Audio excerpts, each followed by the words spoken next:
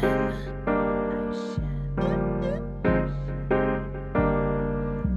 feel like a locomotive, sipping, drinking Arizona. Mixtape just around the corner, did a lot in California. Can't wait to drop this on you. Yeah, they gon' have fun with that. Smash like Songam, and my songs gon' break through like a running back. Hello and welcome to the podcast that is always up to speed with Formula One. My name is Mark Hamilton, and joining me as always, my friend, my neighbor, my coworker, my colleague, my frenemy, Mr. Mark Daly. And Mark, I just have to say that even on those days where, we record here late Thursday night, we drop the podcast on Friday. By this point, we're 4 days deep into the work week. Sometimes we're a little bit ragged. And honestly, we sit down, that intro song plays, and I am fired up. So big shout out to JT the Human, who is the rapper, the artist that allows us to use that track. Shout out to Micah Boyce from Chicago for helping to broker that deal. We get so much positive feedback about that intro, and really it helps put me in the right mental state. But my friend, how the heck are you? I'm doing good, my friend, and like you, I love that intro music, JT. It's just a great song, great song, and happy we can collaborate with somebody of that talent. I sometimes feel like say we're not worthy, but apparently we're worthy enough. But it's good, and yes, I'm excited. It is weekend. We got a Grand Prix coming up. We're literally hours away from FP1 for whatever that's worth. But it's nice. I sometimes forget how much I miss Formula One on the off weekends. So here we go. It feels like it's been, and maybe because I didn't record the post-race show when we were in Austria most recently, but it feels like an eternity since we had a Formula One race. And of course, we didn't have a race to recap on Sunday. In fact, we actually thought we would take the weekend off and just do a single podcast drop this week. And this year, we've done a really good job of delivering 2, sometimes 3 podcasts a week. But a friend of the show, and I'm going to recognize him now, Andy Amendola, thank you so much for helping make this a reality for us. But we actually had on very short notice, he brokered an opportunity for us. And I say brokered, not in the sense that there was any money exchanging hands, but he helped coordinate a possibility, an opportunity for us to sit down with IndyCar driver and former Formula One test driver Tatiana Calderon. That came out. We recorded that, I think, Tuesday, right? And you mixed it, yes, produced it, and you had it live for Wednesday morning. So big shout out to Andy. We cannot thank you enough for helping to make that a reality for us. And it continues our interview series. So in a week where we thought we might only drop 1 podcast, we ended up dropping 2. So super happy we could do that for the whole community. Yeah, it's awesome, especially when somebody like one of our friends in the community, like Andy, reaches out with an opportunity like that. Was unexpected but amazing, and she was a great interview. I learned so much. So if you guys haven't had a chance to listen, back up. It's episode 355. This is obviously 356. So make sure you go and check that out. So we got a lot of things to talk about tonight. Let's quickly just. The palette clean here. So let's just reset. We'll just go over the championship standings. Reset right after we're like 3 minutes into the show or whatever it is. Wipe the palette clean. Is that what you just said? Okay. I did. Okay. Yes. Yeah. Well, for do we really do 3.5 minutes in? But apparently we do. Anyways, the Formula One Drivers' Championship. I know, right? Leading the way, Max Verstappen with 208 points. Charles Leclerc for Ferrari, 170 points. Sergio Perez from Red Bull, 151 points. Carlos Sainz, 133. George Russell, 128. And Lewis Hamilton with 109. Over on the constructor side, Red Bull still leading the way with 359 points, Ferrari 303, Mercedes 237, McLaren 81, and Alpine rounding out the top 5 also with 81 points. Now, is the Formula One Fantasy League website working this week? I'm judging by the smile. That's a yes. That's an affirmative. So the first thing I'll mention, and this is a fantasy league that has been dominated by our British audience. So to give you a little bit of context, more than half of our audience is based out of the US and about a quarter of it's Canadian, but about 16% of our audience is based in the UK. UK listeners represent 70% of the top 10 once again. So taking it from the top 10, number 1, Andrew T, 2,400 points. Number 2 from Canada, Adam J, 2,341. Number 3, also from the UK, Thaddeus F, 2,306. 4th, Ludwig Y, also from the UK, 2,282 points. Number 5 from the UK, Whitman R, 2,278 points. Number 6 from the UK, Delbert D, 2,266 points. Number 7, also from the UK, Marshall W, 2,264 points.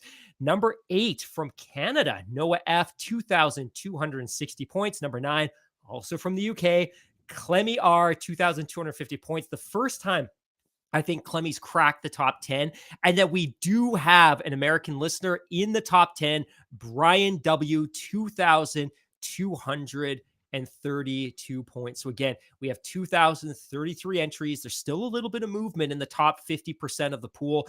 If you're still interested, if you're still motivated, half of the season is still left, and there could be some surprises. So don't check out, don't give up on your fantasy league yet. That's interesting. I was just thinking that the fantasy championship is like the complete inverse of like the demographics or the countries where the audience is based. So it was for our audience for the podcast, it's USA, Canada, UK, and then fantasy it's UK, Canada, and then the USA. Canada is still number 2 in both, so that's kind of interesting. I'll take it. Yeah, and it's tough, right? And I don't realize this, but sometimes it can be tough to live in the shadow of the United States when you have 10 times the population, 10 times the wealth. Your sports teams always do well. You dominate in the Olympics. We celebrate the small victories, but recently we've had some big ones, like the Canadian women's team winning gold at the 2020 Summer Games was big. And the men's team is qualified for Qatar in 2022. So that's exciting. But we celebrate the small victories. Exactly. And we're the land that invented poutine. So there's that as well. Let's go on to some of, I love how you're setting up these shows now with some of these, I wouldn't say it's like chewing gum, but something kind of like fun to kind of get into, and just they're kind of like neat little stats. But the Formula One 300 Race Club, Lewis is going to hit 300 Grand Prix raced this weekend in France. He's going to join Rubens Barrichello, Michael Schumacher, Fernando Alonso, Kimi Räikkönen, and Sebastian Vettel will most likely get into the 300 club by the end of the year. He's currently at 289 races in Formula One. So that's I apologize. Pretty cool. I didn't do my homework on that. That list you didn't it's not quite factual. So here's the actual list. After I embarrassed myself, but okay, I'll let you mop up and clean it up as you do anyways. But I should have mentioned it in the green room when we were prepping for the show. Kimi Räikkönen 350 races, Alonso 345, and of course counting. So he should crack 350. He should actually become the leader in all-time races by the end of the seasons. Rubens Barrichello 322, Michael Schumacher and Jenson Button have both started 306 races. Lewis is at 299, which will become 300 in a couple of days from now. And of course, Sebastian Vettel, like you mentioned, at 289. He should also, with 11 races left, crack the 300 race club this year. Wow, that's a lot of Grand Prix. No kidding, right? I mean, there's like thousands of races between that collection of drivers. That is a mind-blowing stat. Now, fun stat, because you mentioned Jenson Button. So he actually still has a three-place grid penalty for his next Formula One race. This goes back all the way to 2017 when he did a one-off to fill in for Fernando at Monaco when Fernando was competing at the Indy 500. And then he collided with Pascal Wehrlein during the race. And that was just in that corner, I forget what the name is, just before they go into the tunnel. And then Pascal ended up on the side of his car leaning up against the Armco barrier there. Anyways, should Jenson ever climb back into a Formula One car for a Grand Prix, he's going to have a three-place grid penalty. So that's kind of a funky stat. And shout out to Aldous for that. I pulled that off of his Twitter feed. And it's funny because I remember that race and I remember that moment so vividly when the car ended up on its side. And I felt bad for Jenson because he finished his career with McLaren in 2016. And of course, that was a miserable team with a miserable power unit. And then he came back, like you said, for that one race cameo in 2017 because Fernando Alonso was off chasing what is it called? The Triple Crown? I think is that what they call it? The Triple Crown. Yeah. He was off chasing his vision or dream of achieving the Triple Crown, and he got the one race call. It also just speaks to what a chaotic mess McLaren was, that they would permit one of their drivers to step out on a contractually obligated race. But yeah, that's interesting. So if he ever does make a comeback in his early 50s, he's going to have that three-place grid penalty to serve. Yeah, it's kind of a cool stat, I think. Okay, this is another cool one that you found, and this is courtesy of F1 Charts. And this is front row lockouts conversions and converting those into 1-2 finishes. So this goes from the seasons 1997 to 2022. So the teams that have that lead the way, Mercedes has 41 front row lockouts that are converted into 1-2 Wow. finishes. Just wow. And that is just a mind-blowing stat. They are miles ahead of the team that is in second place, and that is Ferrari, who have 15. And that goes back to the Michael Schumacher era when they were dominant, just like Mercedes have been. Maybe not quite as long, but still they were absolutely dominant in their heyday in the early 2000s and late 1990s. McLaren has 9, Red Bull has 6, Williams has 1, and Braun GP has 1. I mean, Red Bull, I find that kind of an interesting stat too. I mean, of course, the last season and a bit, they've been back on top or towards the top. But I mean, let's go back a decade when Sebastian Vettel won his 4 championships with Red Bull. I thought that total for them would have been a little bit higher. So not too surprising when you break it down by season. The most 1-2 finishes converted into, or sorry, front row lockouts converted into 1-2 finishes was 2015 when Mercedes had 12. 2014 they had 8. 2016 they had 7. 2019 they had 6. 2020 they only had 4, and then it sort of goes down from there. McLaren had 498, Ferrari had 4 in 2004 and 2002.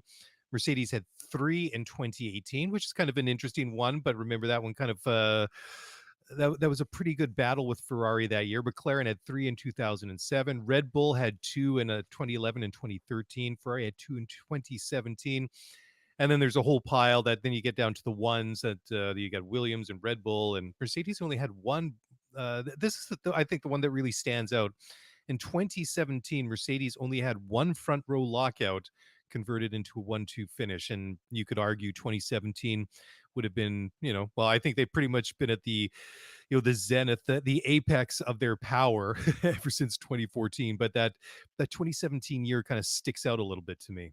Do you know why this is such a powerful visual to me? And I think you did a great job of summarizing this chart. Again, shout out to F1 Charts on Instagram.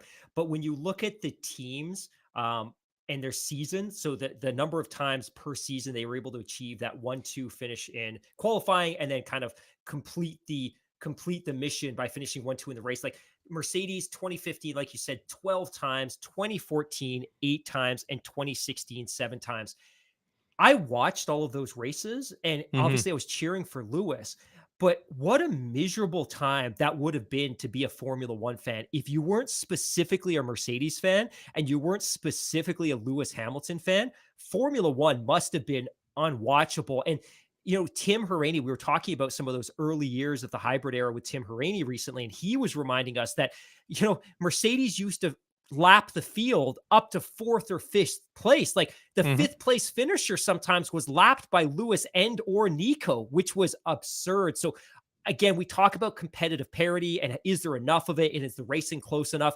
It is light years ahead of where we were in 2014, 2015, and 2016. Like those are the dark years of Formula One. Again, all the credit in the world to Mercedes and Lewis for putting together a phenomenal package, but it certainly wasn't a good TV product.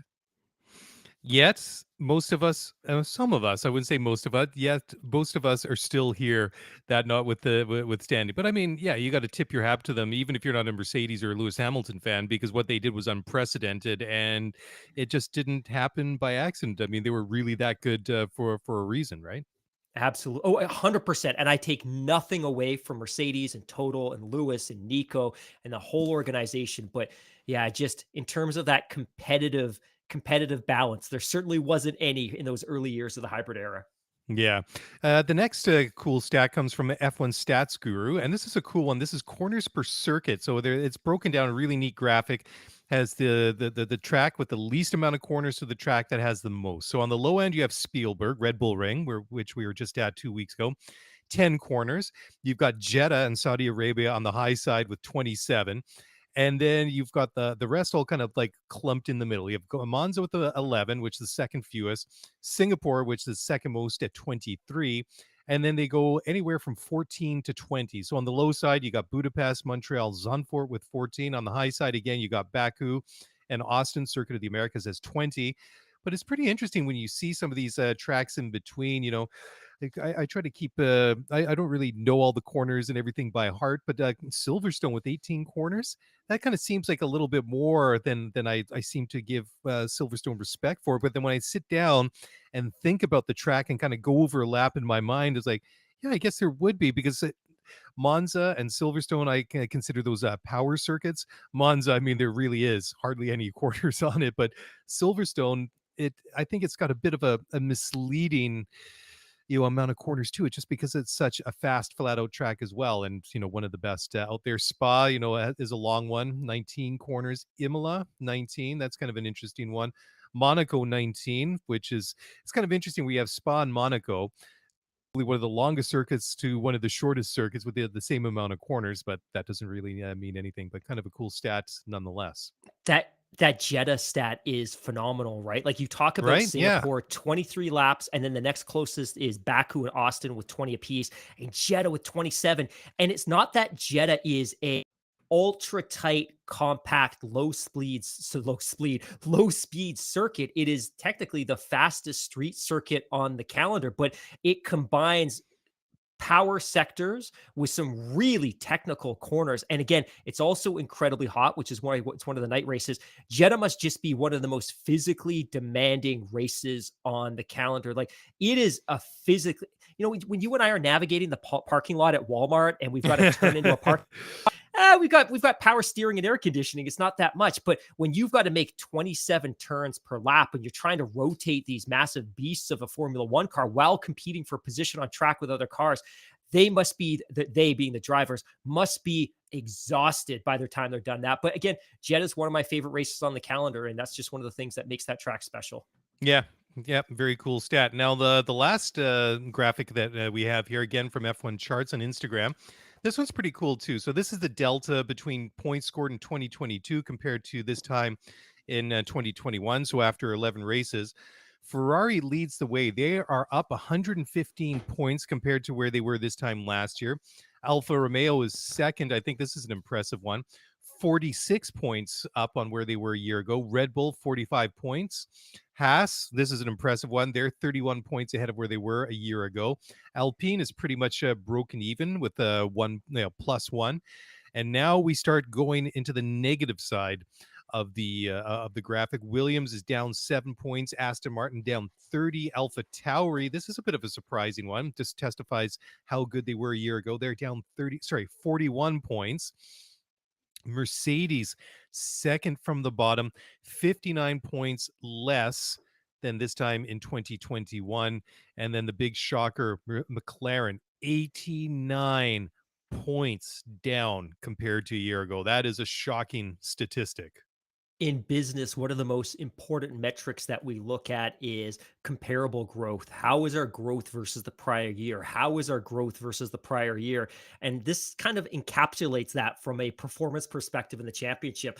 But you're right, Ferrari plus 115 points. And we see that playing out on the track. The only thing that makes that number questionable is that it should be much higher, if not for some really, really inexcusable strategy errors from that team.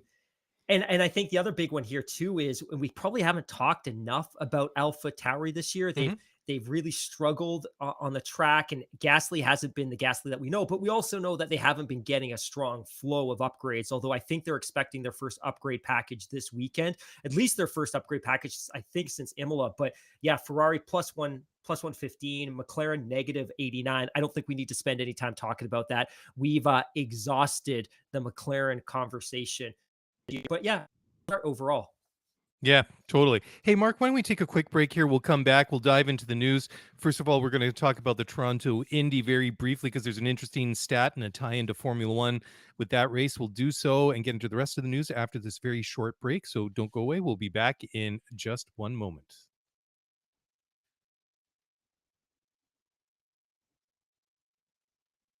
Okay, welcome back. And yes, time to finally dive into the Formula One and motor racing news of the week. So last weekend was the Toronto Honda Indy, and Scott Dixon won that race. And this is an interesting stat, but he's been waiting for over a year to join Mario Andretti in second place on IndyCar's career wins list. So the only person ahead of him is the legendary AJ Foyt. And the six-time IndyCar champion finally snapped a 22-race winless streak on Sunday in TO when he held off pole sitter Colton Herta and Felix Rosenqvist at a late restart. And this was the first race back in the center of the universe, as we so lovingly refer to Toronto in Canada, or the Big Smoke, or Hogtown, or a bunch of other names. It was just the first time that they had the Indy back in Toronto in 3 years because of COVID. And joking all aside, it was great to see it back. And that's a pretty impressive stat to say that I've got as many races or race wins now as Mario Andretti, and all I have to do now is chase down AJ Foyt, which, still probably a bit of a task for Scott Dixon. What's incredible about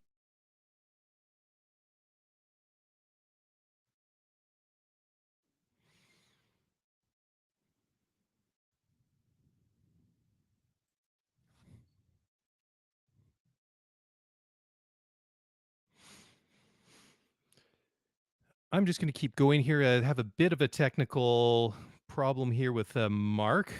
Just hang on a second, people.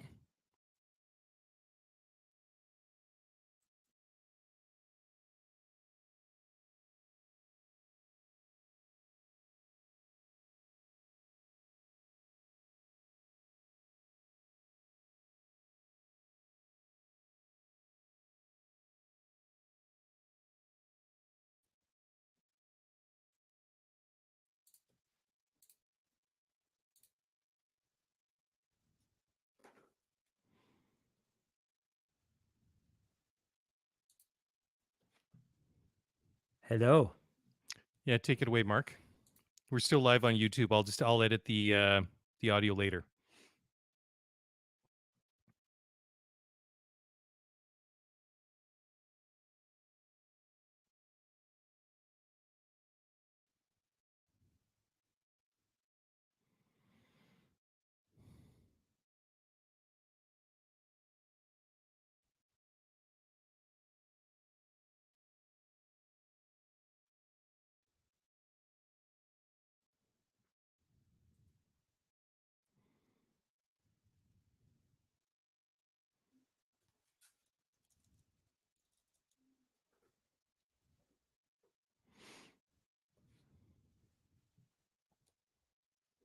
Okay, take it away, Mark.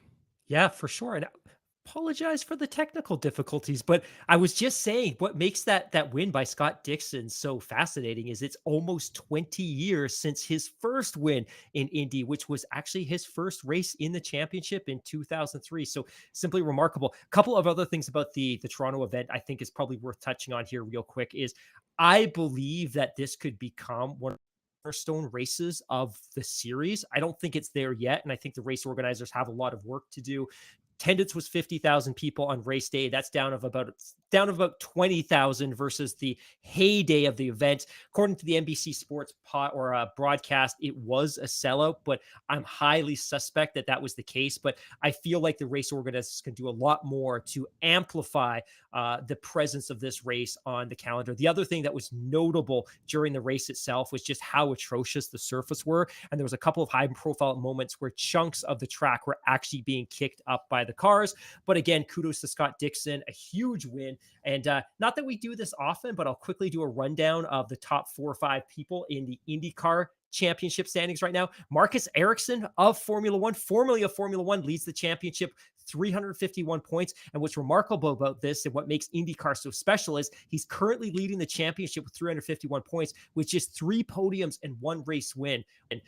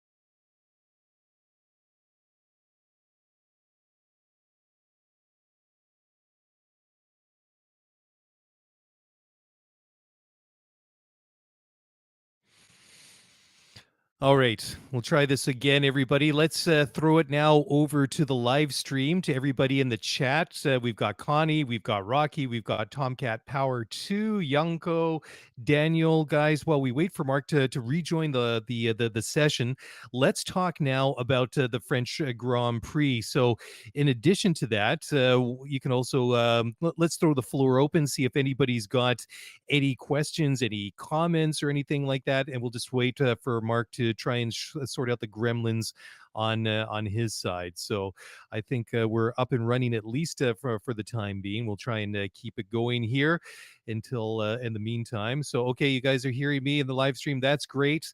So let's have well, I wouldn't say a little bit of fun without Mark, but we'll do our best. I was saying, or thinking, at least in the meantime, let's talk about the French Grand Prix this weekend. Usually we're going to save that till the end of the show, but perhaps in the meantime, I can just keep going with this. And it sounds like the French Grand Prix might be coming to an end. We still have the possibility of some other races joining the calendar for next year. I do have some mixed feelings about Circuit Paul Ricard. I think it's going to... I don't think it really quite lived up to my hopes and expectations, especially the Mistral straight along the back there is spoiled by turns 8 and 9. That chicane, obviously they put that in for safety reasons, but I don't know. It's a very tight, narrow, not very wide track, despite it being about just over 3.5 miles long, 5.84 kilometers, and a race length of 192.4 miles, or 309.7 kilometers long, 53 lap race. Oh, here we go. We got Hammy back. We'll bring him back in, but we'll keep going with our French Grand Prix preview. So last race in 2021, we had Max Verstappen on pole. Max won the race. Lewis Hamilton was second. Sergio Perez was third. Fastest lap last year was set by Max Verstappen. It was 136.404. So just going back to the live stream now, Connie is asking, do you think it's going to live up to the last two races? And I think, Connie, that might be a question for Ferrari. They've won the last two races in a row. They dropped a lot of points, or left a lot of points out on the track over the previous half dozen races or so. I mean, what is the gap now between Charles and Max? Something like 38 points.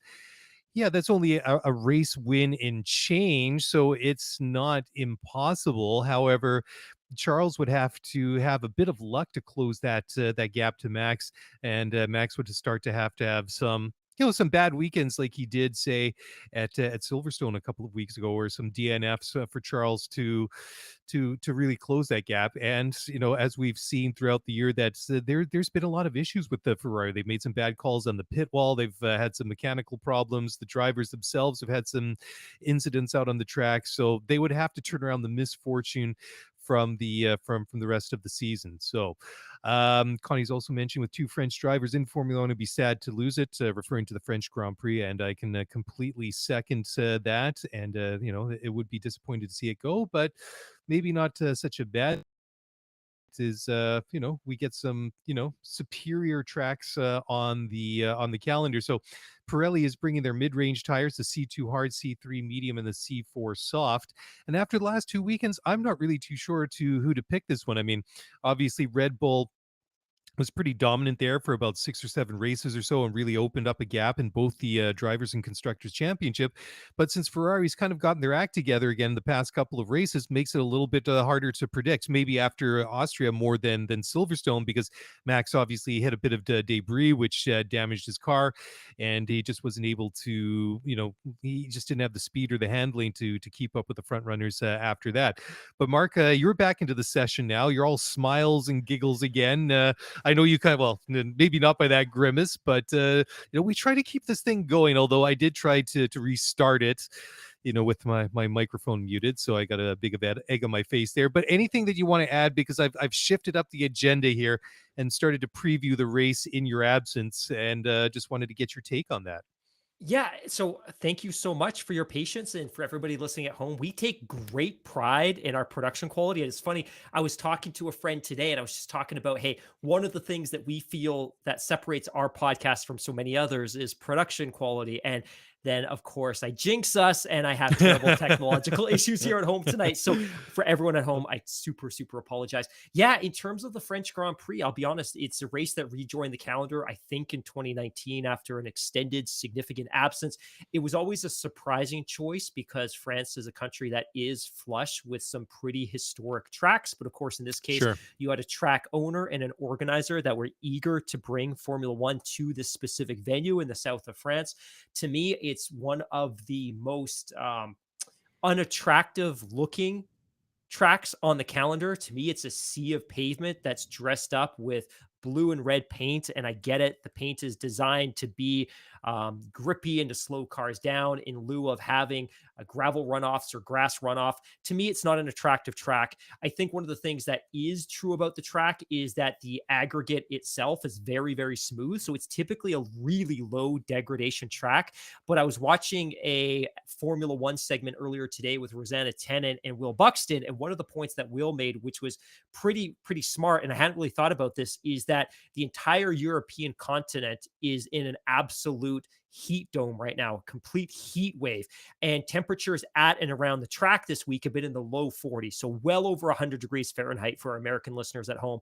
And one of the points that they had is that while this is typically a low degradation circuit, given the conditions, it will probably become a high degradation circuit because the heat combined with the heat at the track combined with the compound of the tires will likely result in these things getting torn to pieces. So we may see some interesting things from a pit stop strategy perspective that we don't typically see here. The other couple of things that I think should be interesting to watch is Mercedes. A couple of weeks ago, we were in the UK, we were in Silverstone, and for much of that race, a Williams had the best pace of the entire race. And at one point, it looked like Lewis Hamilton could be in contention for a race win, and that car's only improved since then. And we'll talk about this a little bit later on, but Mercedes are again expecting to bring some upgrades this weekend that could make a pretty significant difference. Now, George Russell was interviewed today, and he was talking about the fact that he still feels that they're probably a tenth to a 20th of a second off of Ferrari and off of Red Bull. But I think he's just being cautious and conservative and political. I think Mercedes internally is very optimistic about what they could deliver this weekend. They've had two really strong showings. Lewis has run off a slew of podiums at this point. I think the team has scored 5 podiums in their last 6 races. They're looking very racy. That car is getting better and better. And George made a comment today that I thought was really interesting. And he said, look, for most of the year, we were just trying to understand the car that we had. Like we couldn't even talk about fixing it or improving it or delivering upgrades because we had no idea what we were working with. And he's like, now do we understand the car? Fundamentally, we understand what we're working with. We know how to improve it and get it to that place where it needs to be. And if you watch the race in Austria, porpoising wasn't an issue for this team. If you flash back to Silverstone, porpoising wasn't an issue for this team. They've solved the porpoising issue.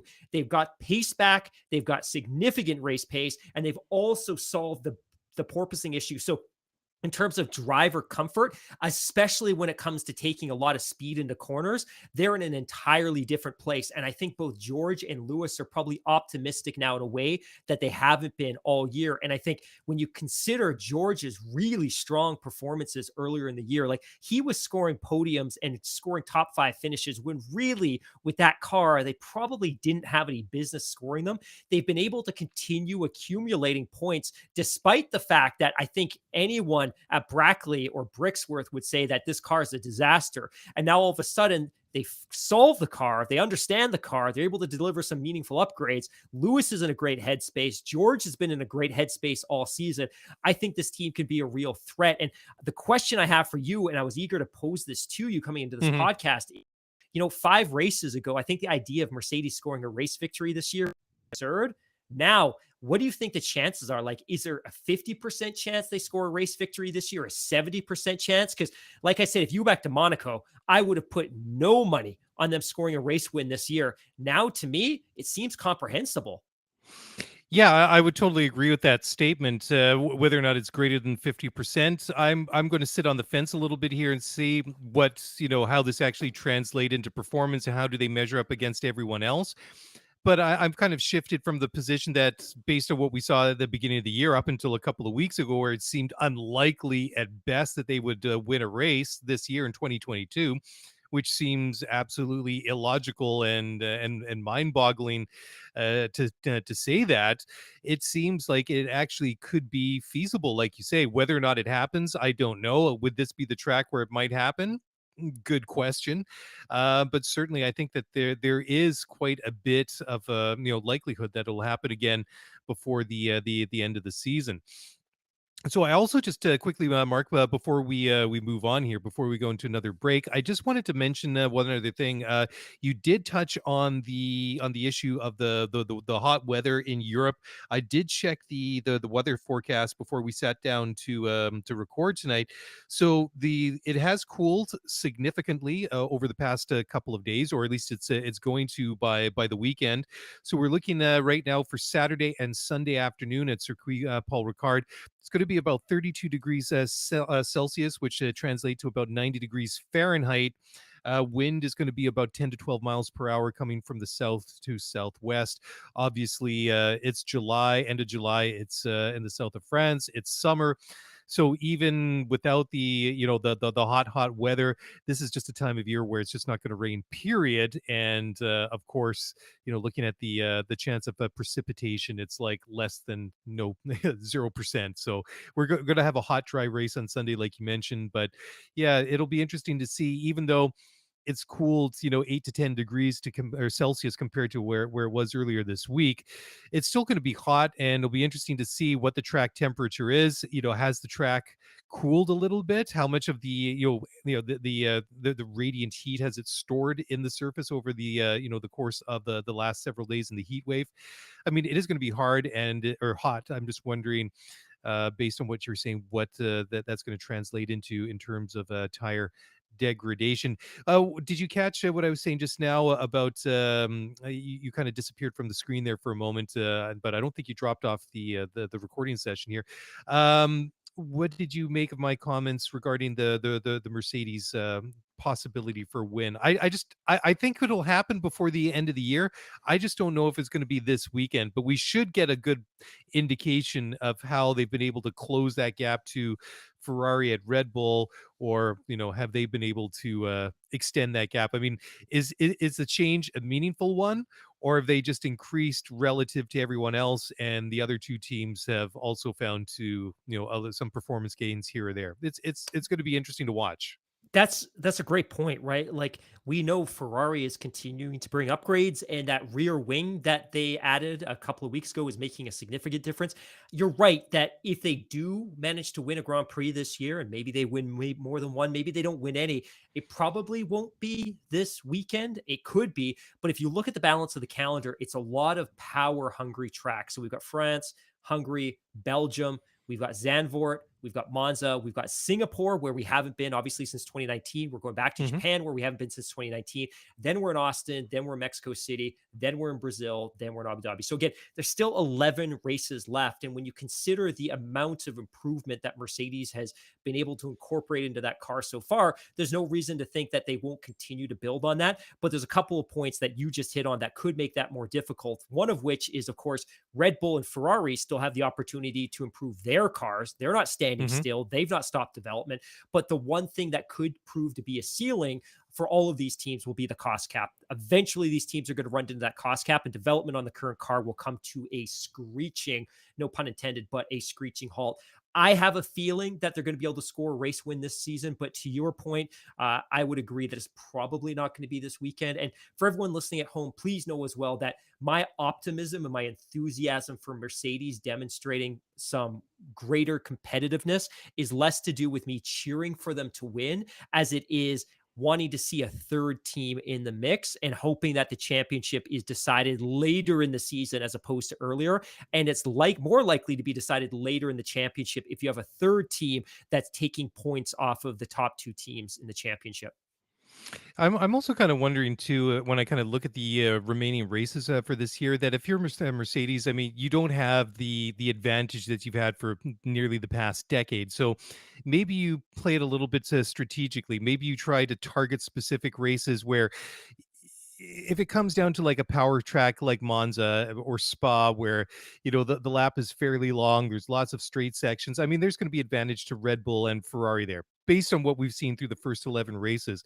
But I mean, if you can get out in front in, say, if you can qualify well in Hungary or maybe Singapore or a track like that, it's a little bit, I wouldn't say easier to defend, but relatively speaking, That's we a don't great see point. as yeah, Great we point. don't see as much overtaking at tracks like that. So maybe that's where you focus and just try and be strategic as to where you might get a race win. Mark, why don't we, after this is sort of what turbulent second portion to the show, why don't we take another quick break, and then we'll get back on track, pun intended, and pick up the news on the other side. So guys, don't go away. We'll be back in just a moment.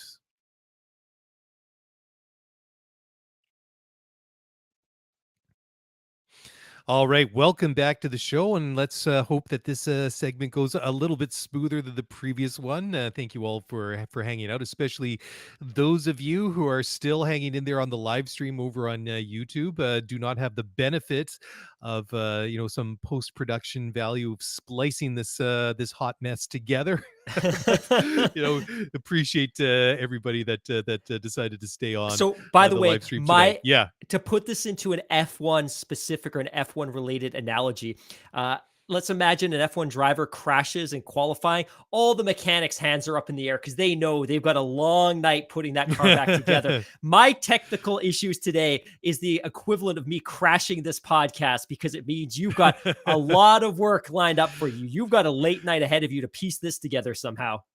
Yeah, if let's just say that. Well, let's not say anything at all. Let's just not jinx it. Let's not jinx it. Anyways, this is not really one I really want to have to talk about this subject again this week, but I think we should. I mean, just based on the fact that we were talking about the issues and the problems with bad behavior, racist comments, homophobic comments, etc., at the Red Bull Ring the other weekend, and just the fact that we said that if you sweep these things under the rug and you don't talk about them because they might be uncomfortable for you or other people, that doesn't do anything to shine a light on it, and just to once again to restate for the umpteenth time that behavior and actions like this, even though we all basically know this, is still being perpetuated by a very, very small minority. But this one's on a bit of a different level because this actually happened within these are claims made by a former employee of Aston Martin, and where he said he suffered a lot of racist and homophobic abuse at Aston Martin. The team say that his complaints were acted upon and appropriate sanctions were imposed. But this is, I find this really troubling. This is a fellow by the name of Aiden Lau, who's of mixed race and ethnicity. He was born in South Africa.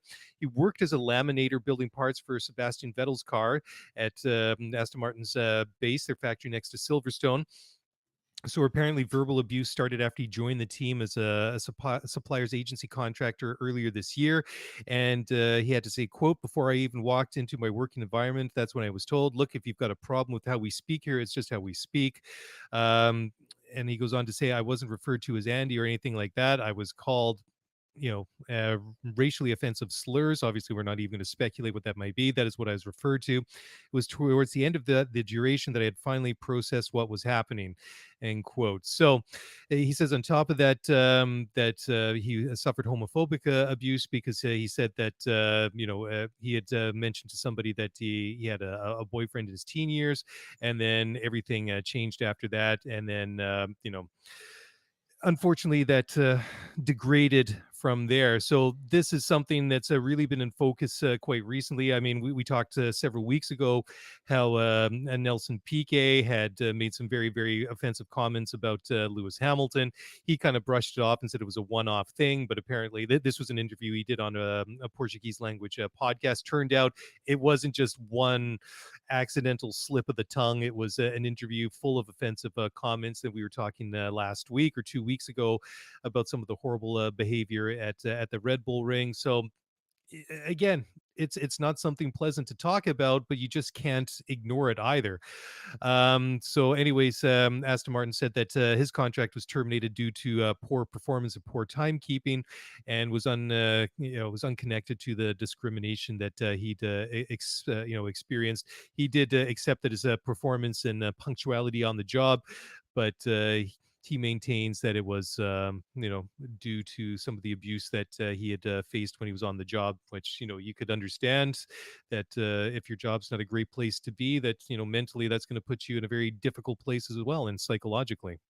I certainly don't want to grandstand, but I very much No. agree with you that we cannot let stories like this wither on the vine and disappear into the ether. That we need to talk about these things because we can't allow this type of behavior to normalize. And you and I are very fortunate that you managed to build a platform here, and thousands and thousands and thousands of people download every single episode. And I think we have an obligation and also a privilege in some ways to be able to communicate these stories, because we want to get them out, because we want to make sure that these behaviors aren't normalized, and that people recognize and appreciate and understand that it's not acceptable. The thing that I find most troubling about this is, and Sky Sports, by the way, also reports that the two individuals specifically that were most specifically targeting this individual with those racist and later homophobic slurs and abuse. They've reported that those two individuals are no longer with the organization. So Aston Martin said they'd been sanctioned. I think that means ultimately they've been terminated. But I think what bothers me most about this is it's not that you have two specific people within that organization that are so candid and open and forthcoming with what they believe to be appropriate abuse of an employee. It's that Hmm. they feel comfortable doing that. Like, what kind of atmosphere, environment, organization do you work at in 2022 where you feel comfortable openly insulting somebody or throwing homophobic or racial slurs at somebody? That's what bothers me the most here. So yeah, I appreciate, hey, Aston Martin, you've investigated this and those two people have been quote unquote sanctioned or fired, but how broken are you institutionally that this can happen on the shop floor in the factory? Like, how were other people not hearing this? And if they were hearing this, what were they doing about it? That to me is the most bothersome part about this. Not specifically the two people, and that was atrocious, and they should have been sanctioned, they should have been terminated, but rather they lived in an environment where they thought it was okay to do this because nobody was saying otherwise. Obviously, neither you or I have any insight into what happens on the shop floor, but I can perfectly see a situation in my mind that, when anybody in a supervisory capacity leaves the shop floor and it's just these people left, that things like that can happen. And as soon as somebody, the boss comes back, so to speak, that behavior, completely changes, right? Just like as that person is away, that's when this horrible, abhorrent behavior, manifests, and this abuse takes place. I mean, that's just purely speculation on my behalf. I mean, I'm going to give a certain benefit of the doubt to Aston Martin that they didn't know about it beforehand. I mean, they said in a tweet, quote, "We have a zero tolerance policy on discriminatory behavior of any kind. We were extremely disappointed that two of our suppliers' contractors had behaved so appallingly. We acted swiftly and applied our zero tolerance policy. They no longer work for that supplier, therefore," end quote. So I'm until unless we hear otherwise, I will give them the benefit of the doubt. In the meantime, that they did not know that this was happening prior to it being brought to their attention. I just hope that it didn't go on longer than necessary, and that as bad and as disappointing and horrible it is to hear this story, I hope it's only just limited to this one incident, and it's not something that's rampant or occurring with more frequency inside that organization. I I would be surprised if it was, but who's to say? We're not in I there, and I really hope that they snuffed it out right here and now. I think that's fair. And I think it's fair because this circumstance is different than some of the others we've seen where somebody will be forthcoming with an experience that they've had. And suddenly the organization has to be reactive or responsive to that. One of the things that is, to your point, optimistic about this is this individual had a horrendous experience and faced Mhm. abuse that he should never have had to face. But at least when he came Exactly. forward with his stories, Aston Martin was quick to acknowledge that, hey, yes, we investigated it. It absolutely did happen. And here's what we've done about it. It wasn't this situation where, hey, look, you know what? We need to investigate this. We need to put a panel together. They were very clear and decisive that 100% it happened. So I appreciate their honesty and their transparency. I just worry about the atmosphere that could have nurtured this type of abuse. And maybe they were contractors and maybe they were new to the organization. So again, to your point, we've got some experience with Aston Martin, and obviously Sebastian Vettel's there, and Martin Bishop is there, and there's some really great people in that organization that Mhm. socially are doing some really great things. So I don't think that this is an institutional issue. Hopefully, it was a pocket within the organization where this was happening, and hopefully, to your point, it's now been permanently snuffed out. But I still think it's good that this individual came forward because I think this is still a conversation we need to have. Oh yeah, 100%, 100%. I mean, just let's put it in a different light. Could you imagine how upset you or I would be if we were employees of Aston Martin or any other team or any other organization, not necessarily even in Formula One, if something like that came to, like, even if, in my day to day life at work professionally, I would be really, really angry and upset to hear about that, especially if these are people that I'm interacting and maybe supervising on a daily basis, to find out that this stuff's going on behind my back after I leave the shop floor or whatever. I would be furious to Right. find out that this sort of thing is going on, and a person is being subjected to abuse like that. It really upsets me. So I'm glad that Aston Martin did the right thing in a swift manner. And like I say, hopefully it's been put an end to, because, like you say, there's a lot of great people within the team that are using their position to stand up for different social issues. And just disappointing that this story did come out and did come to light. But hey, if we let it sit in the dark where it festers, that's not a good place to be as well. Okay, let's move on to the next item. So Ferrari.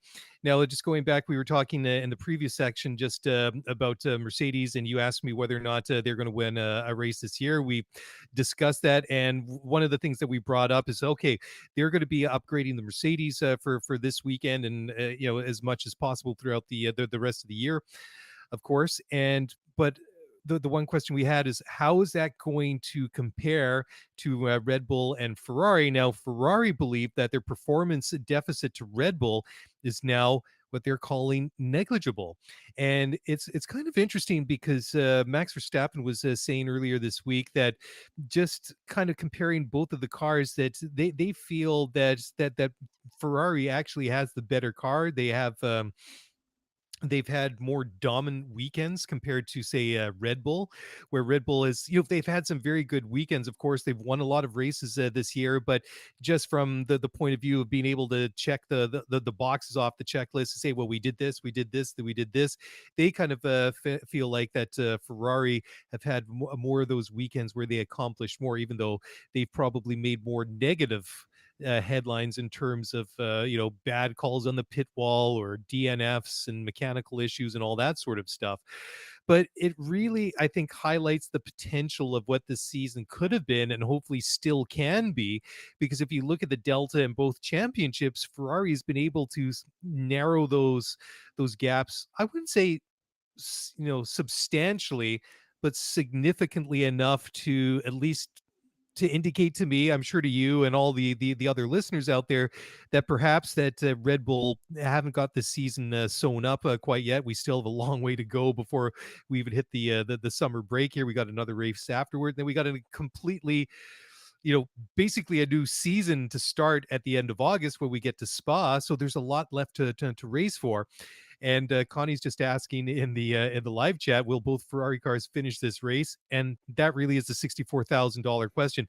Okay, maybe their performance deficit to Red Bull is negligible. Maybe they do have the better car, as suggested by Red Bull's Max Verstappen. But if these performance and these reliability gremlins keep coming back to haunt the team and haunting Charles, haunting Carlos, one or both of them every weekend, then it's a bit of a moot point. Yeah, it's a bit of a bird in the fist and a rock in the mouth. That's not an expression. I'm sorry, it's very very late. But according to racefans.net, Matteo Binotto believes that the team's latest upgrade has addressed its most significant deficit to its rivals. And I quote, "We had a disadvantage compared to the Red Bull, no doubt," says Matteo Binotto, "in terms of straight line speed, especially in DRS zones. So in terms of the power of the DRS compared to ours, we worked on it. We built a new rear wing that we introduced as first only on one example, which was on Charles' car in Canada. We've had it on both cars since the UK. And with that new rear wing, we believe we are significantly more competitive." So they believe they've negated the top line speed advantage that Red Bull clearly had. But to your point, is that enough if they're going to struggle with reliability issues with the power unit and strategy issues? Does it even matter? Because to your point, the championship should be oh so much closer. In fact, in a lot of ways, it's startling that it's as close as it is. And you said earlier tonight that the point deficit or the delta between Charles Leclerc and Max Verstappen is 38 points. Well, Max has 6 wins on the season. And before Charles won in Austria, he'd been what, 5 Grand Prix without a podium? Like, it's startling that the championship is as close as it is. And you're right, we have a couple of races here before the summer break. We're in France and then we're in Hungary. Then we pause and then we come back at Spa. And to your point, the back half of the season or the back third is like an entirely new championship in and of itself. So I think the only thing we can hope is that the Ferraris don't have any strategy blunders in the next 2 Grand Prix and they show a strong degree of reliability. And if Mercedes is competitive, that could really throw a spanner in the gears of the championship, because I think you, like me, want nothing more than to see a championship that's really close and unpredictable.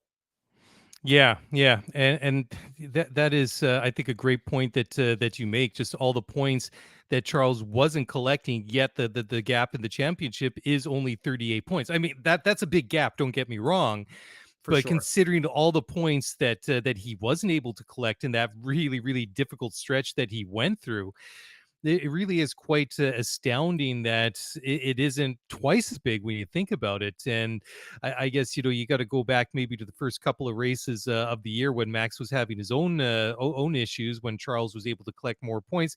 And it just goes to underline once again the fact that a Formula One season, especially in this modern era with 20 plus races in a season, it really is about the long haul. It really is that the story that it's a marathon. And okay, you have the ability maybe to have like a bad weekend here and there and not be completely ruled out of the championship equation, because the chances are that your rival is going to have a bad weekend here or there, unless you're a Mercedes driver from 2014 to 2021, basically. I mean, there was that one time, was it a couple 3 years ago, when they had that double DNF at in Austria. It was like the first time they had a double DNF at a Grand Prix since something ridiculous like 1955 or 1953 or something, which is an incredible statistic. But yeah, again, the real big question for Ferrari is, can they keep both these cars from lap 1 till the end of lap 53 when it really counts? And, by the time we hit the checkered flag on Sunday afternoon, where are they going to be relative to the Red Bull cars and relative to Mercedes? I mean, performance on paper is one thing. It's performance and reliability on the track on a Sunday afternoon that really tells the story. Now, talking about just going back to Mercedes again, they believe that the best upgrades are yet to come, or the upgrades that they're now starting to apply on the car right now. So Red Bull was saying that they believe that the gap to Ferrari and Red Bull is about 2 to 3 tenths of a second, which is literally the blink of an eye for myself and, and for yourself and everybody else. But in Formula One, that really is a big gap, and it really is amazing when you think about it. Say, for example, that let's just say, for argument's sake, an average lap on a Formula One track would, let's just pick an average. Say it's about a minute 30 to a minute 40, regardless of the track, right? I mean, I know that Red Bull ring is on the low side at about, well, I know qualifying is about 105 and the race is about 110. Then you get tracks like Spa and Baku, which are pushing about 2 minutes a lap. So let's call it about a minute 35, minute 40 for an average lap time. And to think that that cars at the end of a lap even I'm going to use the inverted commas here, that the slow cars are maybe a second behind. That's still in normal time frames that the rest of the world operates in. That's nothing, a blink of an eye. But that really is such a huge gap in motor racing, especially Formula One. And to hear an admission from Toto Wolff that that's what the gap between the Mercedes and to Red Bull is for me almost, I find hard to comprehend that, especially how dominant this team has been over the past decade. I mean, when you were going back, we were looking at that graphic at the beginning of the show, and you were talking about how back in 14, 15, 16, whatever it was, Nico and Lewis were basically lapping the entire the entire field in front of them or behind them. Is just it's incredible. Now the tables have been turned to a certain extent. Yeah, absolutely. A couple of thoughts on this one, and I just want to give a shout out to AMUS, which is a great German publication. They've written that Mercedes is going to continue to bring some significant upgrades, but what Mercedes is teasing is that the upgrades that they're going to be bringing over the next two races will not be visible to the naked eye, which means that it's not going to be something aerodynamic. It's not a front wing, it's not the side pods, it's not the rear wing.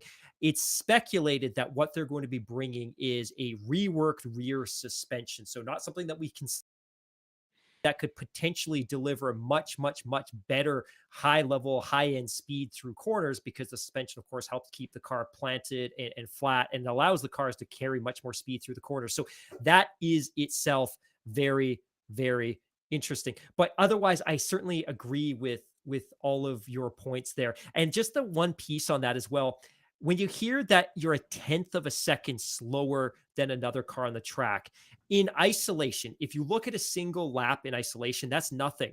But when you consider that 10, if you multiply that over the 50 laps, and I'm terrible at math and articulating math, but if the gap between you and the car in front of you is 1 second over 50 laps, that's a 5-second delta. That is an eternity in Formula One. So if you can get it down to less than a tenth of a second, that's good, because if it's much greater than that, you have to bank on teams in front of you making errors and having reliability issues and having pit stop errors. Ultimately, I think Mercedes is getting closer and closer to the delta and the baselines being set by Ferrari and Red Bull, but we'll have to see this weekend just how close they've got, because they've shown flashes like we saw in Silverstone. Yeah, absolutely. When you think about it too, I mean, time translates into distance, of course, right? And you think about it, say, and I'm not sure, like, and of course, it's I guess it's all completely dependent on how much, how 2 to 3 tenths of a second is, and the speed that you're going at. But let's just say that you're losing, say, 15 meters of distance. That gap is increasing by 15 meters per lap. You multiply that by 10 laps, that's 150 meters, and you kind of just go up from there. So over the course, you can have a couple of laps where you're maybe slower than the car in front of you, but at some point that gap just becomes too big. You can close up a couple of tenths, a half a second here or there, but when you're starting to look at closing multiple second gaps, you're really going to have to do something very, very special, or more to your point, you're going to have to maybe hope that the car in front of you has incidents on the track. Maybe they get their braking point wrong. They go into a corner funny or come out of a corner funny. They get held up by a back marker. They have a muddled up pit stop and they lose some time, whatever. But at that point, the situation is beyond your control. If you're hoping that one of your competitors has something unfortunate happen to them, then that's not a good place to be, when it's completely out of your hand. Now, let's move on to the next story, Mark. I know that this has been a bit of our favorite subject for you and I over the weeks and months, kind of leading up to this. And this is now speculation, and I know you're all over this stuff. The techie part to Formula One is this is like this is all Hamilton right here. So obviously the engine regs for 2026 and beyond have been discussed, and they haven't been agreed upon yet. But apparently the sticking point at the moment is over pistons and test benches. Do you want to elaborate on that, or shall I clumsily try and wade through this one? No, I'm excited to talk about this one, even Okay, though we've take it been away. talking about it for an eternity. So, what we know, just to back it up, is we are in the new era of Formula One regulations. And what we saw for this year is an entirely new chassis, an entirely new aero concept. We're seeing downforce generated by the floor of the car. We're seeing new wheels. We're seeing new suspensions. That's all the change. But the power units that are in the cars right now are 99% or share 99.9% of the components with the power units that we had in the cars last year. And that will remain unchanged in 23, 24, 25. As of, say, September 1st, those power units are frozen. You will be able to do nothing to them except for changes based on reliability. Now, in 2026, Formula One is introducing a new power unit, as they do. Prior to 2014, we were rocking a naturally aspirated V8. Before that, we had a V10. In 2014, we introduced the super complex hybrid turbo V6. Now, in 2026, we're going to get a new engine formula. That's how Formula One works. They refresh the power units every couple of years. Now, this is a particularly sensitive one because the new power unit has to be simplified. And it has to be simplified for a couple of reasons. One, it needs to be compatible with the reality of the fact that we're living in a cost cap era. The other thing is that we've been talking about Audi and Porsche for an eternity. And we keep talking about whether they're joining Formula One, how they're going to join Formula One, when they're going to join Formula One. And the honest fact of the matter is that neither Porsche nor Audi are willing to put their name on the dotted line until the 2026 power unit specifications are finalized. And I think a lot of people, especially in Formula One, are getting incredibly frustrated and incredibly agitated by how long this process is taking. So it is the FIA's principal role to define the engine formula for 2026, and it's taking forever. Now, all of the existing teams have made huge concessions to creating a simplified engine formula. And you and I have talked about this before. Currently, it's a dual hybrid system. We've got an MGU-K, which generates electricity from kinetic energy, and you have the MGU-H, which is kind of that component within the split turbo, and it generates electricity or energy from wasted exhaust gases from the turbo, and it also allows the turbo to spin the turbine without any turbo lag. So it does some really cool things. But the MGU-H is incredibly expensive, incredibly complex, and will never appear in a road car. So Formula One teams, the established teams that have already spent hundreds of millions of dollars developing this technology, said, hey, we're willing to sacrifice the MGU-H, take it out of the engine formula, if that's what it takes to encourage other manufacturers to come into the sport. So now we're close. We have Audi, we have Porsche, and we have possibly Honda now willing to sign up for the 2026 engine regulations. However, it is taking forever for the FIA to finalize it. Now, what's really making people nervous is the fact that Audi and Porsche may potentially be getting cold feet, and they may be themselves growing frustrated. So you have the teams like Ferrari and Mercedes and Red Bull that compromised to get this simplified formula, and they're frustrated that it hasn't been finalized. You have Formula One frustrated because they want to finalize it so all of their teams can start developing this power unit. And then you have new teams that are frustrated because they ultimately have to be able to commit to their boards of directors whether they're going to be going forward. Now, it's being held up by a couple of things. At this point, it's understood that the final say, the final decision is with the president of the FIA. So the Formula One is putting a ton of pressure on him. Now, there's a couple of components that are still at play here. One is whether the new power units are going to use steel or aluminum pistons. Today, some of the principal teams, Ferrari, Mercedes, Renault, they all use steel pistons in their engines. Porsche and Audi are campaigning to go aluminum because that's what they're familiar with. That's unlikely a compromise that's going to be made, but that's something that's still outstanding. The bigger one, and this is really important for a new team, is the concept of test benches. So test benches are where engineers test engines without putting them in a car. So just like the aerodynamicists in a team can put a car or a 1/2 scale model of a car in a wind tunnel and test their aero concepts, and they can run computational fluid dynamics or models in their computers to test their aero concepts. The test bed allows an engineer, a mechanic, to assemble an engine, put it on a test bench, and test it in a confined laboratory environment. They don't have to put it into a car and put it on a track. Now, these test benches are obscenely expensive, and neither Porsche nor Audi have invested in them, and they won't until the final 2026 engine regulations have been defined, because they're not going to sign up for the regulations if they don't like them. And they're certainly not going to invest in test benches if they're not convinced they're going to join Formula One. Now, the other challenge is that as part of these 2026 regulations, it's rumored that one of the rules that's going to be applied is that teams can't use their test benches for more than 1 hour a day.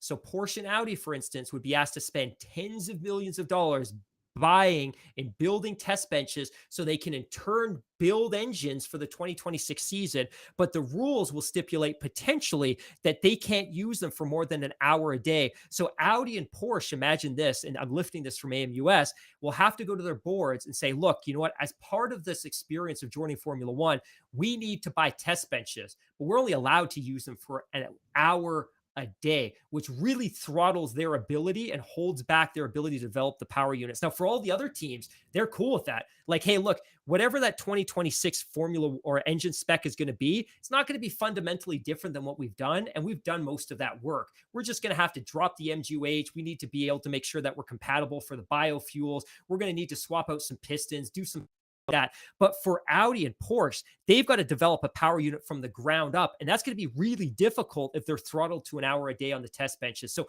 all of this is still up in the air. And like I said, Formula One is getting really frustrated by the FIA because they need them to finalize this, because they need to know if Porsche and Audi are going to commit. And the other teams need the stability of knowing what type of power unit they're going to be building for 2026. Yeah, it really is interesting too. I mean, if you see one of the quotes here from Mattia Bonato, he has to say the following quote: "We have made many compromises. A precise formulation of the rules takes time. The established manufacturers are just as unwilling as Audi and Porsche and the FIA, which is conducting these discussions." End quote.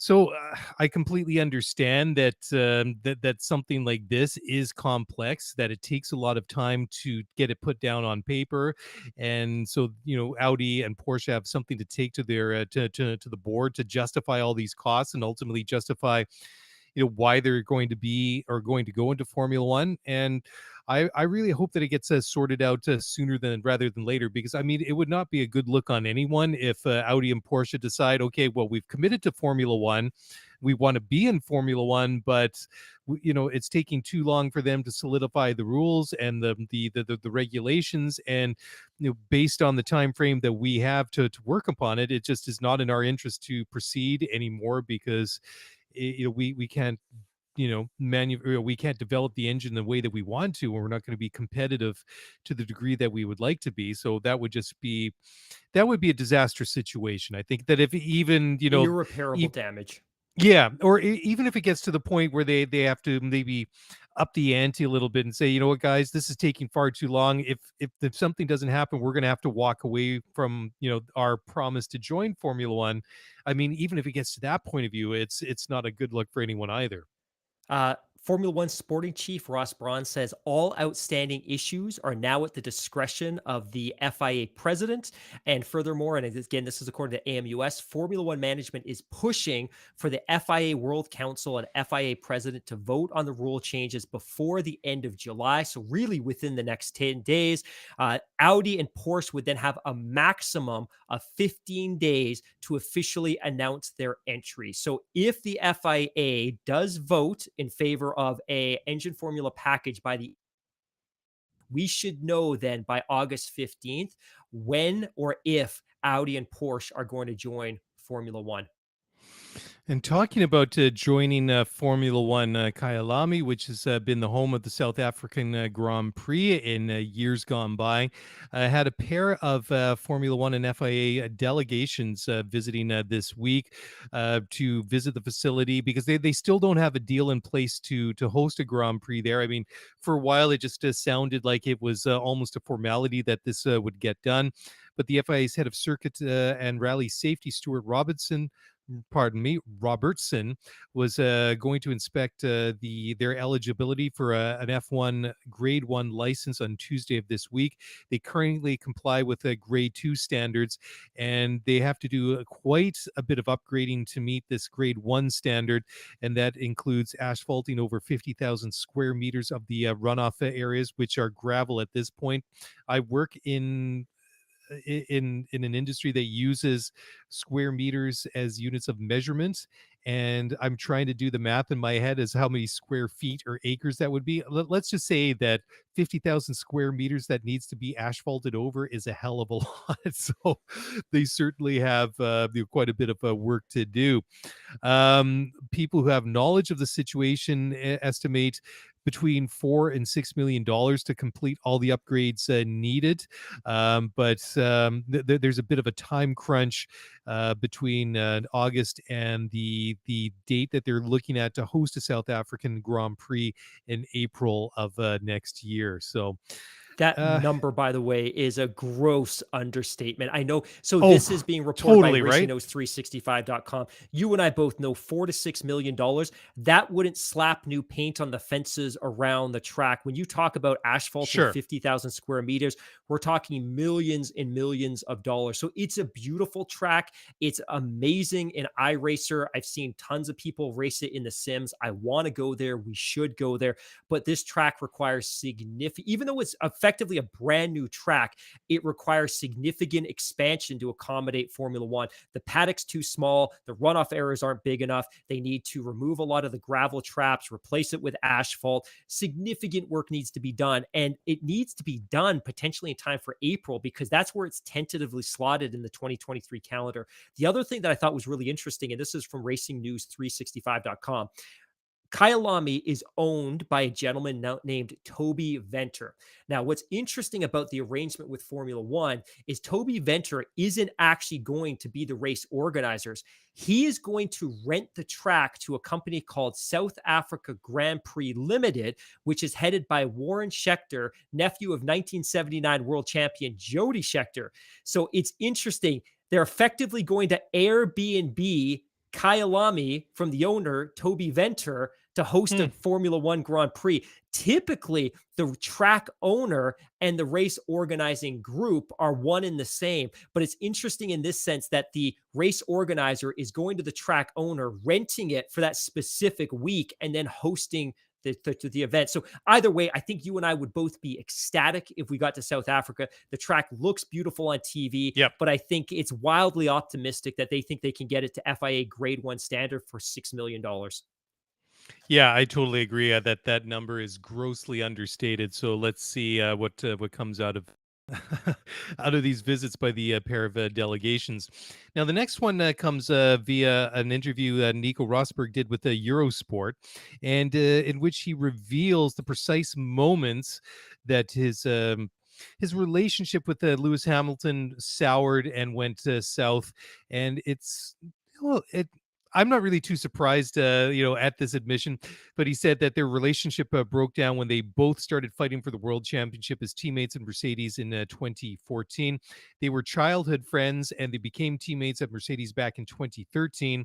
And from there, it just it got toxic at one point after Spike. I'm forgetting which year it was. So remember they coming together on the opening lap, and then Nico slashed Lewis's I think it was his right rear tire. Lewis limped around to the back of the pits, and that was a bit of a disaster. I think after that incident, I think Toto Wolff said that at that point they were willing to part ways with either one or both of those drivers, and they somehow were able to get it back, but it never really got good again. Anyway, some of the quotes from Nico are kind of interesting.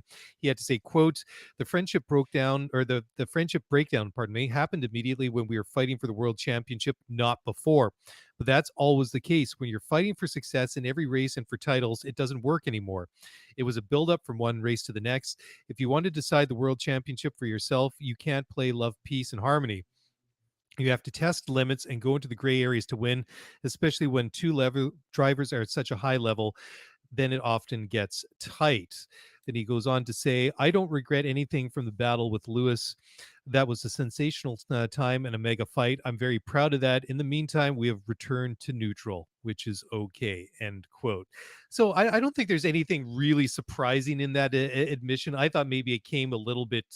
I didn't think it has happened as early as 2014. I mean, obviously it got worse and worse as time went on, but I think he does make a good point that, you know, if you want to win a championship, you have to be very selfish. You have to think only of you know, your best interests. And you know, I mean, it made for some compelling storylines at time. I mean, we've made mention to it a couple of times in the show this evening, just how in that era they were just running away with it and lapping basically everybody, everyone but themselves.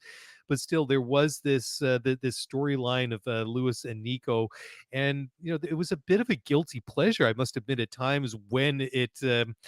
You know, it turned kind of nasty between them because, you know, it's almost like that sort of like reality TV. It's just like, how bad is it going to get between them? And you know, sadly, I mean, their friendship did suffer for it. And I guess, you know, going back to neutral, like Nico admits, is probably good, but I guess it just goes to show how intense that battle was, that if they can get back and see each other without, you know, wanting to be at each other's throats, then maybe that's a good compromise. But still sad to see that that a friendship like that had persisted for so long, you know, ended the way that it did. Absolutely. Nico is asked about the 2016 championship endlessly. And to his credit, he always answers in very much the same way. But I like the way that you put it, that 2026 or 2016 was a guilty pleasure, that even though Mercedes was dominating the championship, I tuned in every single weekend because I couldn't wait to see those sparks fly. I couldn't wait to Hmm. see the interactions in the cool down room. I couldn't wait to see what was going to happen in the garage. I couldn't wait to see the dynamic between them off the track. It was a thrilling championship. And it's interesting too, because I always look at the relationship of drivers, and you look last year at Carlos Sainz and Charles Leclerc, and I keep saying this, they got along so well last year. They were friends. They were helping each other on the track. They weren't competing for a championship. There was nothing at stake. It all changes. The relationship, the dynamic changes as soon as there is a race victory within their grasp. And if we go to 2013, that was, of course, Lewis's first year with that team. They weren't contending for a championship. You flip the calendar to 2014, it goes down to the final race in Abu Dhabi. Lewis wins the championship. 2015, that entire championship. 2015 was a dud. Lewis wins with 3 races left. And then 2016 goes down to the final race once again. In fact, 2016 is such a guilty pleasure, I think, to both of us, that you and I, before we actually ever got together and started doing a podcast together, we actually talked about doing a podcast series that would specifically recap moments in F1 history. And if you recall, the first episode that you and I were going to do, and you actually did a lot of the groundwork to put this episode together, we were actually going to do an entire podcast special that just recapped the 2016 season, because despite the fact that there was zero competitive balance, it was an incredibly exciting championship. So, you know, I credit Nico. I'm not the biggest Nico fan. You know, I've been on this roller coaster. I like him. I don't like him. I appreciate him. I don't appreciate him. I appreciate that he's always honest and he answers these questions consistently. Sure. But of course, his championship ended or his career ended in 2016. So really, when you look at his career, it culminated in that one championship season when he won a championship. That's what he's always going to be asked about. And the highlight of that championship was the battle, the duel with Lewis Hamilton. Well, it was interesting too, because I mean, he announced his retirement very, very quickly. I mean, it was what, a week after the final race, that dramatic finale at Abu Dhabi. Pardon me. And it really, I mean, it floored everyone, because of course nobody expected him to do that. But more to your point that you appreciate his frankness and his honesty, I think I remember him saying that one of the reasons, I don't remember now the time frame in which he made this admission, if it was immediately after his retirement or in the time afterwards. You know, it could have been weeks or months or whatever it was. But I do remember at one point he did say that part of his reason that he didn't want to go back again, he decided to retire when he did, was that just getting into a battle with Lewis Hamilton, you're not just fighting him on the track, but you're fighting him constantly, because you get into that mental battle with Lewis, and if he gets inside your head, then, you've basically lost. And I'm completely paraphrasing here, but he basically boiled it down to say that he just wasn't prepared to keep going on, because that mental battle that he had to be ahead of Lewis and to beat Lewis was just so taxing and so draining and so costly in so many other ways, that he did it enough to win one world championship, but he didn't necessarily want to keep doing it again in 2017 to defend or win more world championships. So as I found it disappointing when he retired when he did, because I felt like that he could have gone on. But when I heard his reasons why, I could appreciate, what his point of view, at least. And I mean, we can only speculate at how stressful and how, taxing, being in a battle like that would be. I mean, obviously you or I have never competed against Lewis Hamilton, so we can only speculate. But I think that at any elite level sport, the pressure and the expectation must be monstrous to try and live up to, before you even deal with your own expectations. In the best way, in a certain way, it's not probably, it is absolutely the best thing that could have happened for Lewis Hamilton and for Mercedes, because you remove that tension and you remove that friction from the garage. Lewis is capable of winning a championship every year, and you slotted Valtteri Bottas, who delivers just enough to make sure that you can secure those constructors titles. In 17, 18, 19, and 20, they won both. So in a lot of ways, that was probably the best thing for everybody. In hindsight, like, I would love to see an alternative universe where Nico comes back, but maybe he comes back and that friction boils over and it becomes untenable and one of the drivers has to leave, or something unfathomable happens on the track. Like, I would love in an alternative universe to have known what would have happened in 2017, but also I'm enough of a realist to believe that what ultimately ended up happening with his retirement was probably the best outcome for everybody involved. Yeah.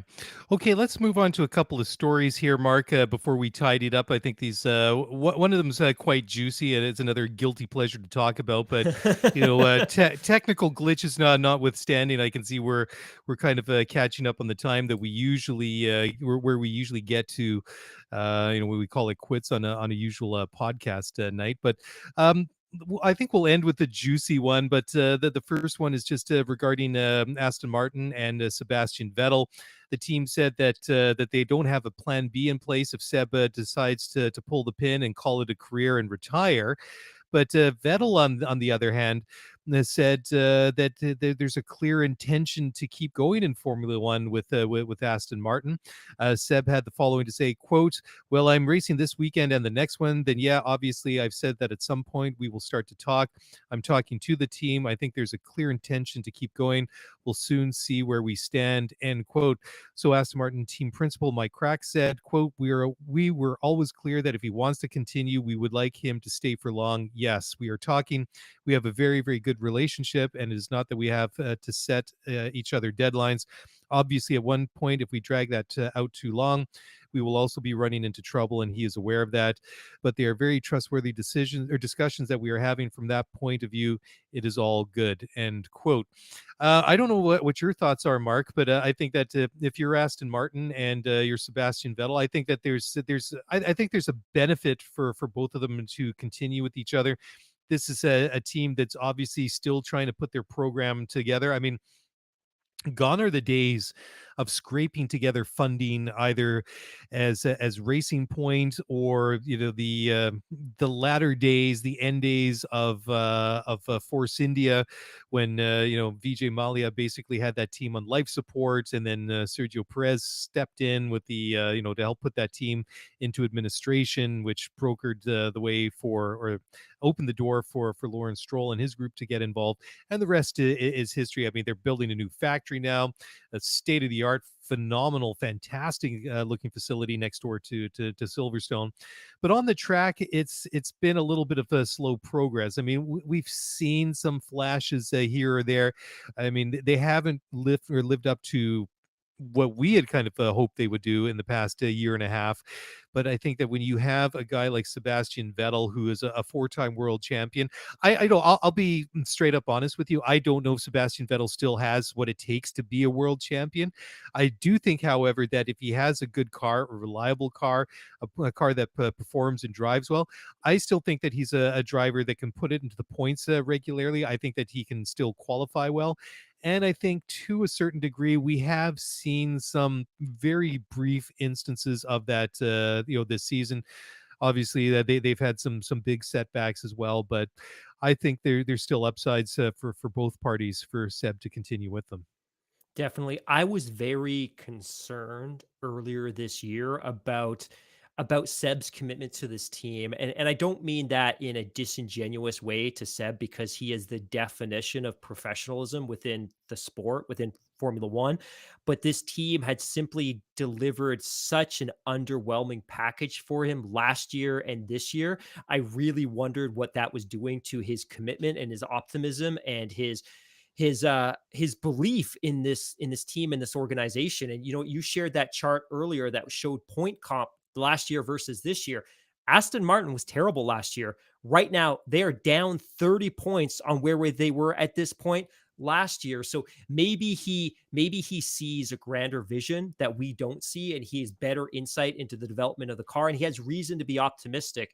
I also believe, though, that this is a team that's probably willing to pay him significantly more than any other team on the grid. I think the sport is so flush with young talent right now that most teams could pick up an incredibly young driver that has a world of talent, whether it's a Palo or whether it's a Piastri or a De Vries. They could pick these drivers up for a song. Whereas I think regardless of where he went, Sebastian Vettel on the wrong side of 35 is still going to demand $10 or $15 million a year. And I think for a lot of teams, that's a tough pill to swallow. But if Aston Martin thinks that he's worth it and they're willing to pay it, and he's optimistic that they're doing the right things institutionally and with the car, then that's great. I don't think any of us would be sad to see Seb stick around the sport. Yeah, absolutely. Okay, so maybe we've saved the best for last, or the worst for last. Well, let's throw it out there and see what everybody else think. At least it's going to be a lot of fun to talk about. But Rich Energy, remember them? They sponsored Haas, sort of, kind of, for a part of a season, sort of, kind of. Apparently, they pulled their sponsorship of their championship-leading superbike team. So that's OMG Racing. And they're halfway through the season, and the bikes look great. They've got that black and gold, which is a Rich Energy. They got some sort of like a royal blue with some silver and white highlights on it. I mean, the bikes look amazing. Anyways, so on Sunday this past weekend, there was a statement that was released by the Rich Energy HQ account on social media, and they had to say, quote, public announcement, Rich Energy would like to thank OMG Racing UK for their work in the last 2 years, but the whole agreement is now at an end. Rich Energy is expanding its portfolio in many spheres, including sport. And then they go on to list their contact information, and then they just leave it at that. So OMG team principal Paul Curran declined to comment when he was contacted by Motorsports magazine, and after a long day of requests from the media, and then the Curran said that he was actually considering blocking media's phone numbers and calls because it was just be getting a little bit too much. And then a PR representative for OMG Racing said that they would release a statement later in the week. Now, do you want to pick it up? Because in a story that has a bit of a twist to it, there's another twist on top of it, which is very Rich Energy. So what did you pick it up from here? In a surprise to nobody, Rich Energy was backing a motorsports team and bailed on them mid-season. And it was apparently William Story, who was the original CEO of Rich Energy before he was allegedly ousted, but then made a comeback and then was ousted again. He had issued that statement earlier this week saying, hey, we're parting ways with this British Superbike team. Now, the team was caught off guard because in a twist, and they announced a statement of their own the next day, they announced that neither William Story nor Rich Energy were in fact actually backing the team. Instead, the sponsorship was between the racing team, OMG Racing, and another company called Rich OMG. And Rich OMG is a separate company from Rich Energy that holds their global distribution rights. So neither Rich Energy or William Story were all involved in the sponsorship, provided no funding, and provided absolutely no input into the agreement. It was a completely separate company called Rich OMG, who happens to hold the global distribution rights for Rich Energy. And by the way, OMG Racing and Rich OMG are also owned by the same company. So OMG Racing and Rich OMG were shocked earlier this week when a completely separate company announced that they were severing sponsorship ties with a bike company that they didn't actually hold. So it's very, very peculiar that William Story and Rich Energy announced that they're severing ties, yet they didn't have ties to begin with. So it ends up being a bad look for everyone. And hopefully it will be another chapter in the amazing book about Haas and Rich Energy that, of course, Elizabeth Blackstock is working on and will be publishing later this year. Yeah, I was just going to ask, if you talked to Elizabeth this week to find out whether or not there's like another chapter going into this book or an addendum or something like that, because that was just a weird story when they were together with Haas, right? And I should have added this as well. So William Story also has allegedly this week argued that the agreement came to an end because he said, quote unquote, the Superbike team had openly been slandering Rich Energy. And I quote, they could not do the deal and our corporate partners indicated they were not appropriate to be involved with the brand. He said, we then heard firsthand from people in the paddock that OMG had been misrepresenting their position with Rich Energy and slandering the owners, principally him. This rendered the position tenuous at best. So they presumably severed ties that they didn't have based on some gossip from the paddock that the team was slandering Rich Energy. Bizarre, absolutely bizarre. I cannot understand why people continue to get involved with that organization in any capacity. And yet, if I go down to the local gas station or 7-Eleven or the Circle K or whatever, I can't find a can or a bottle of Rich Energy anywhere. I mean, I can get a Red Bull, I can get a Rockstar Energy or Monster Energy, or name anyone you want, but I've never actually seen whatever they package them in, a bottle, flask, whatever of Rich Energy anywhere. So I don't know if this stuff actually exists or this is just one big marketing I have no idea. It is. Hey, let's just say I'm looking forward to when Elizabeth releases her book, because I just don't get it. I just don't understand the whole thing. I had a thought. And you know, do you remember last summer we did that episode where we opened a package of Topps F1 trading cards live on the air? Yes. How about this? We find a way to procure 2 cans of Rich Energy, and you and I both open them and taste them on the air at the same time. Does that sound like a good idea? Does that make for good podcasting? It doesn't, but we'll do it anyways. Our listeners deserve nothing but the best after this gong show of a technologically impaired podcast. Well, we'll see how it goes, because I'm kind of wondering now, is everything recording properly, or am I going to be going back to record the audio off of YouTube and trying to tidy that up later on? I hope not. Anyways, technical problems notwithstanding, I think, that's pretty much everything that I've got for this week. And, I'm going to be, completely open and transparent because I know I have a long night of editing ahead of me. I don't want to drag this out longer than possible, but, we have basically covered everything that we wanted to cover this week. I don't know if there was anything outstanding from the agenda. I mean, certainly there isn't from my side. You seem to be shaking your head, so that's probably good, because though you've stopped talking again, but I'm kind of worried that maybe we lost you again, but you're probably just messing with me now, aren't you? You can only hope. No, just and a quick reminder, everyone, we'll be back this weekend with Tim Veraney. Once again, we'll be collaborating on a recap of the race and a couple of other things to look forward to. The summer break is fast approaching, but that doesn't mean you won't be getting a steady stream of content from us. We'll be recording next week with Trey Kirby of No Dunks and No Breaks from The Athletic. That'll be a podcast that we dropped during the summer break. We're also going to be collaborating with Kevin Clark of The Ringer and the F1 show, which we're super excited about. about. And also, we're going to be connecting with Steph Wentworth, who is currently in Abu Dhabi in the Middle East doing some work from her journalism side of the career. But lots and lots of exciting stuff to do. I know you and I have got at least 2 mailbag episodes. We're long overdue to do a mailbag episode this summer. Plus, inevitably, some other fun stuff will probably come up. So just know that even though Formula One's on hiatus during the summer, we definitely aren't. Yeah, I just want to also add that it's pretty exciting, the amount of people that have been reaching out lately, wanting to collaborate with us, and some of the opportunities. Like the one that was we mentioned off the top of the show, the opportunity to interview Tatiana Calderon a couple of days ago. So I'm just going to put it out there. Jessica Hawkins 2 weeks ago. Yeah, and Jessica 2 weeks ago. I was just going to say that Lewis Hamilton, Charles Leclerc, if you guys, etc. If you guys want to get together and connect and do something, have your people reach out, because we all know that the gatekeepers and the minions aren't going to let it happen. So, I'll put it down there so the people that can really make it happen will connect with us, and we can, it's not going to happen anytime soon, but I'm just going to throw it out there and see. Maybe by wishing out loud, something unexpected and cool would happen. But who knows? That's not to take away anything from any of our recent guests, because they've all been fantastic, and looking forward to some of the ones that are coming up. Like you mentioned just now, I think Steph, Trey, etc. are all going to be wonderful, exciting guests, and looking forward to having those out for everybody to listen to. And I think that's where we're going to leave it. So finally, thank you guys for bearing with us this week.